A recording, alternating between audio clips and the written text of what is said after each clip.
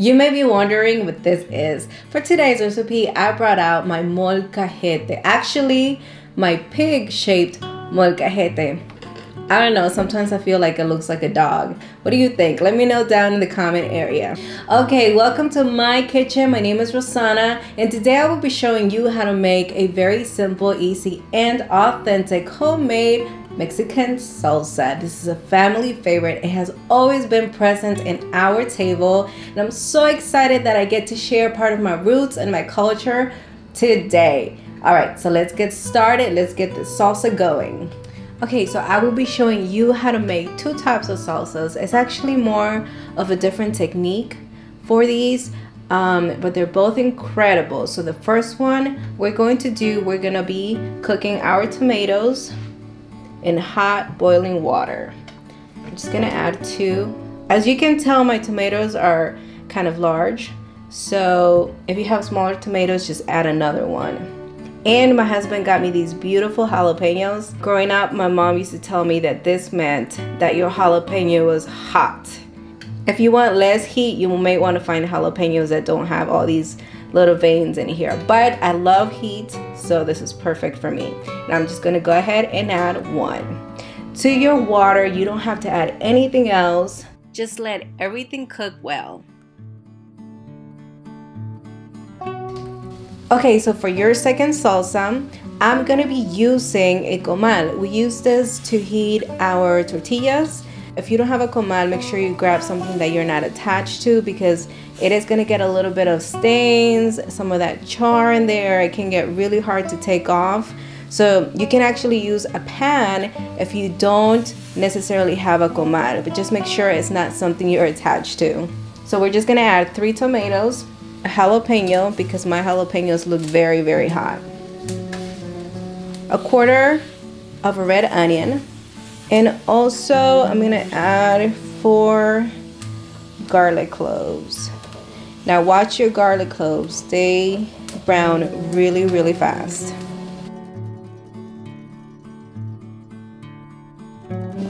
Okay, so your garlics look nicely cooked already.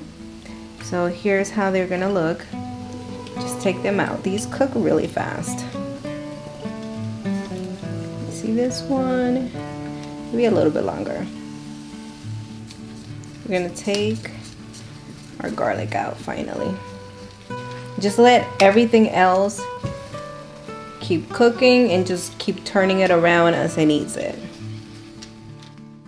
Our tomatoes still need to cook a little bit longer, but the jalapeno and onion are good to go.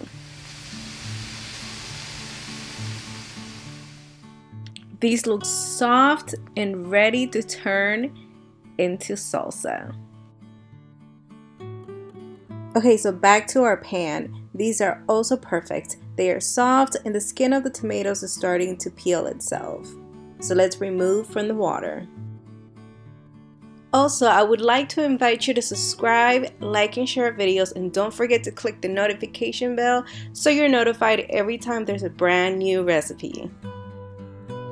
Alright guys, now that our tomatoes are nicely cooked, I'm going to show you 2 ways that you can make your salsa. The first one is with this beautiful molcajete, like I've told you before.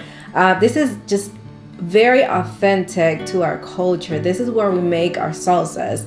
It tends to be a little chunkier, but it gives it such a great flavor. To be honest, I don't even know where the flavor comes from. I don't know if it's the rock, but I can tell you it makes a difference. If you are an adventurous person and you like to try new things, I definitely encourage you to try making it in a molcajete. It's gonna rock your world. The second way, because this is probably not as friendly as doing it in a blender, because imagine if you had to like mash for a big crowd. It's just way too much work. So I will be showing you a second way with the blender, which is a little more friendly, and it still comes out delicious. So let's do the first way now. First, add 2 garlic cloves and start pressing down with your rock to start breaking down your ingredient.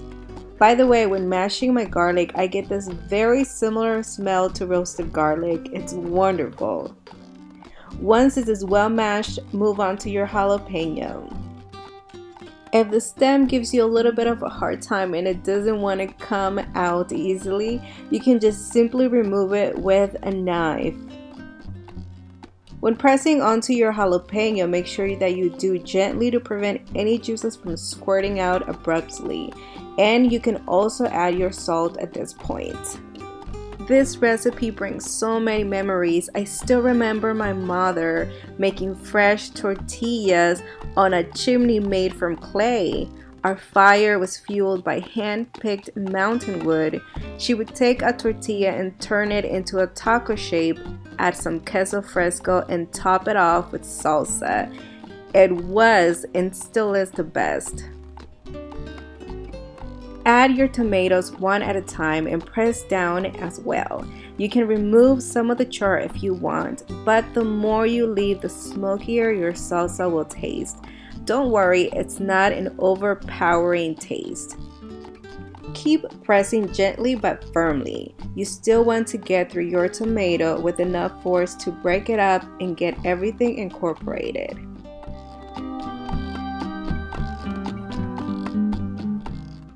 Once the salsa is done, traditionally we like to add finely chopped onion and cilantro. Then with a spoon, finish mixing up.